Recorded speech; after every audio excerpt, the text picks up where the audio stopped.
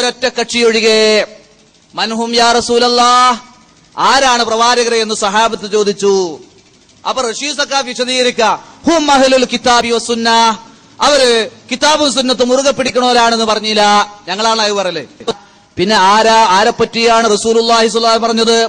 ദീർഘവീക്ഷണത്തോടുകൂടി റഷീദ് സഖാഫിയെ പോലുള്ള ആളുകൾ അംഗമായി ചേർന്ന സംഘടനയായ ഹും അഹ്ലുസ് സുന്നത്തി വൽ ജമാഅ എന്ന് റസൂലുള്ളാഹി പറഞ്ഞു. പച്ച നുണ.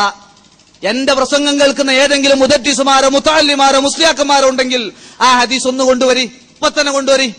ഈ പ്രസംഗം കഴിയുന്ന സമയം തരാ. ഇത് കഴിഞ്ഞിട്ട് ഇതിന്റെ പ്രവർത്തകരോടുണ്ട്, ഈ റഷീദ് സഖാഫി പറഞ്ഞ ഈ ഹദീസ് എവിടെ?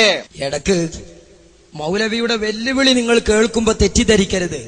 പണ്ടത്തെ പോലെ എല്ലാ മുജാഹിദ് മൗലവിമാർ ഇപ്പൊ വെല്ലുവിളിയൊക്കെ ഏറ്റെടുക്കലുണ്ട്, ചോദിച്ചാ മറുപടിയൊക്കെ പറയലുണ്ട് എന്ന് നിങ്ങൾ തെറ്റിദ്ധരിക്കരുത്. അത് ഒതായി നിവാസികൾക്ക് ഒരു പക്ഷേ മൗലവിമാരെ പറ്റി അറിഞ്ഞുകൊള്ളണമെന്നില്ല.